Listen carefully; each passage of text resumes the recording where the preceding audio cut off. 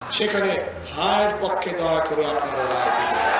যদি আমাদেরকে ভোট আপনারা নাও দেন, কিন্তু অ্যাটলিস্ট হ্যাঁ পক্ষে আপনারা ভোট দিবেন। আমরা তোমাদের ঋণ পরিশোধ করব হা বলার মধ্য দিয়ে। গণভোটকে না ভোট দিন। বর্তমান বাংলাদেশের রাজনৈতিক বাস্তবতায় হ্যাঁ এবং না এই দুটি শব্দই ভবিষ্যৎ দিক নির্দেশনার প্রতীক হয়ে উঠছে।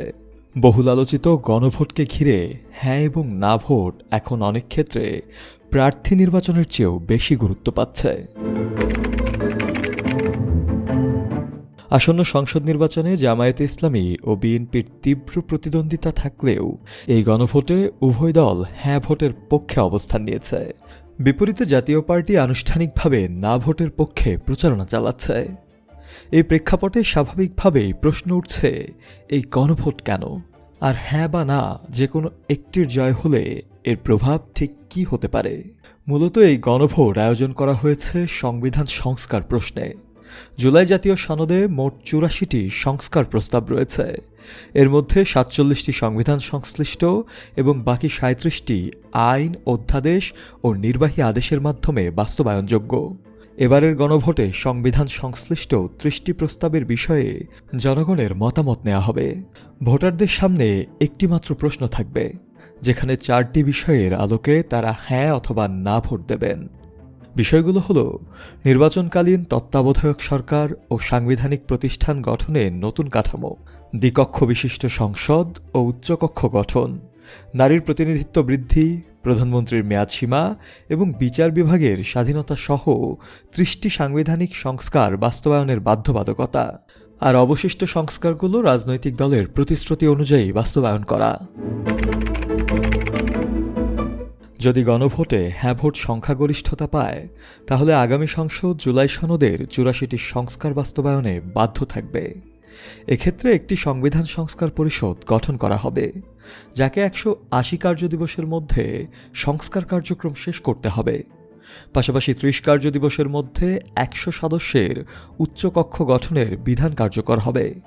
নির্ধারিত সময়ে এসব বাস্তবায়ন না হলে অন্তর্বর্তী সরকারের রেখে যাওয়া বিল স্বয়ংক্রিয়ভাবে পাস হবে।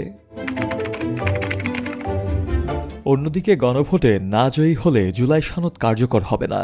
সেক্ষেত্রে সংবিধান সংস্কার পুরোপুরি ভবিষ্যৎ নির্বাচিত সরকারের ইচ্ছা ও রাজনৈতিক সদিচ্ছার উপর নির্ভরশীল হয়ে পড়বে।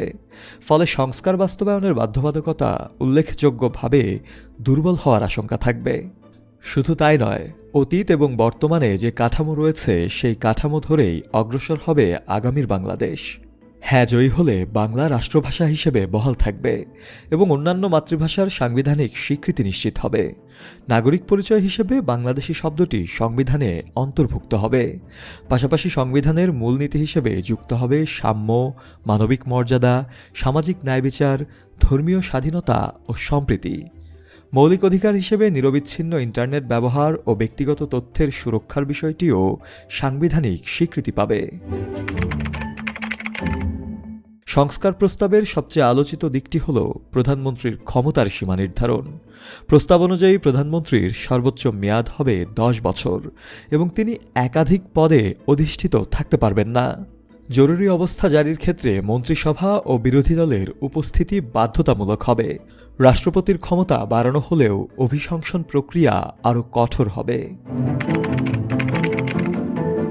এছাড়া তত্ত্বাবধায়ক সরকার ব্যবস্থা পুনর্বহাল, সংসদকে দ্বিকক্ষ বিশিষ্ট করা, নারী সংরক্ষিত আসন ধাপে ধাপে বাড়িয়ে ১০০তে উন্নীত করা, বিরোধী দল থেকে ডেপুটি স্পিকার নিয়োগ দেয়া এবং বাজেট ও আস্থা ভোট ছাড়া অন্য বিষয়ে এমপিদের স্বাধীন ভোটাধিকারের বিধান অন্তর্ভুক্ত রয়েছে। সব মিলিয়ে এই গণভোট কেবল একটি রাজনৈতিক প্রক্রিয়া নয়, এটি বাংলাদেশের ভবিষ্যৎ সংবিধান, রাষ্ট্র ব্যবস্থা এবং গণতান্ত্রিক কাঠামোর দিক নির্দেশনা নির্ধারণ করবে। তাই ১২ই ফেব্রুয়ারি ভোট দেওয়ার আগে বিষয়গুলো জানা ও বোঝা অত্যন্ত গুরুত্বপূর্ণ।